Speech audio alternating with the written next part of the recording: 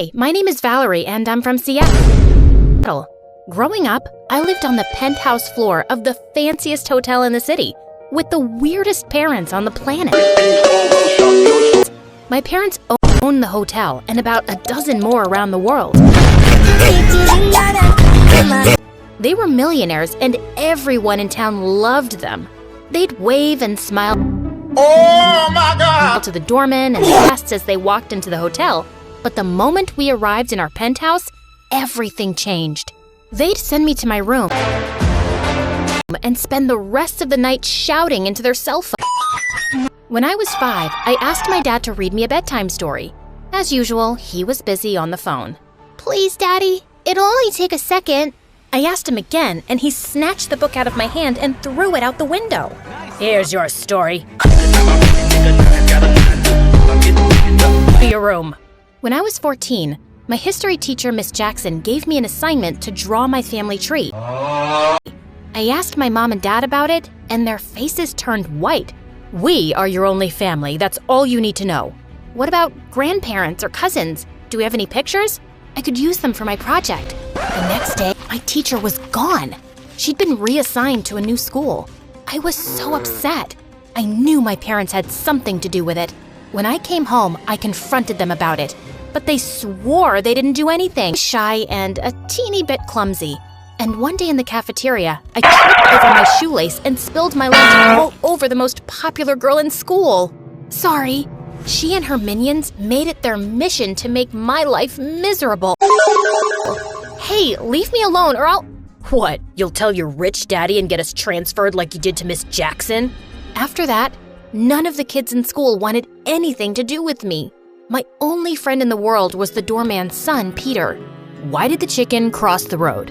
I don't know. Because the sun was in his eyes. Peter always found a way to make me smile.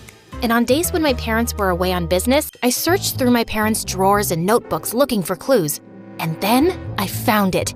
Hugged me tight. And then a 5-year-old girl ran up and grabbed my leg. "This is your niece, Amanda." Raina invited me inside. She explained that she'd left my parents' house when she was in the 11th grade. "The last time I saw you, you were so small." "You knew about me?" "Of course. I used to sing you to sleep when you were a baby." But when it came to Amanda. A few days later, my parents hosted their annual gala at the hotel for millionaires and celebrities from around the world. The featured event was the charity auction where fine art and jewelry were auctioned off to raise millions for people in need.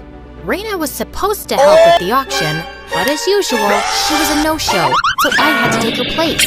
She was supposed to do a final check of the items up for auction to ensure that everything was labeled correctly.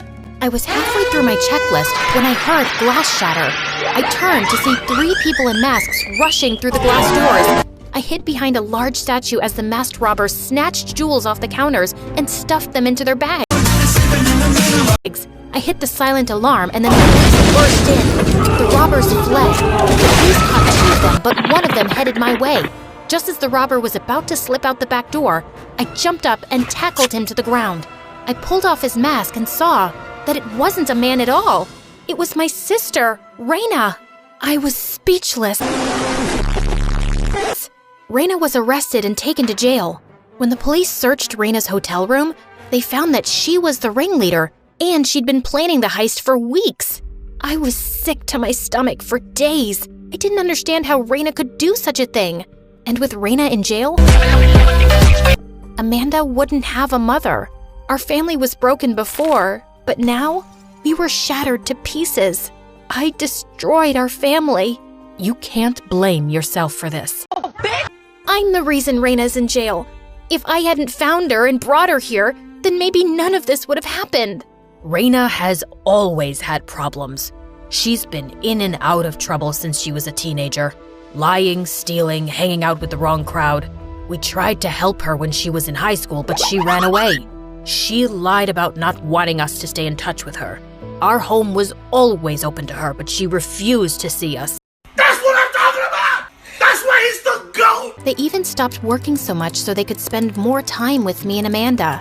Our new little family wasn't perfect, but we loved and supported each other through everything.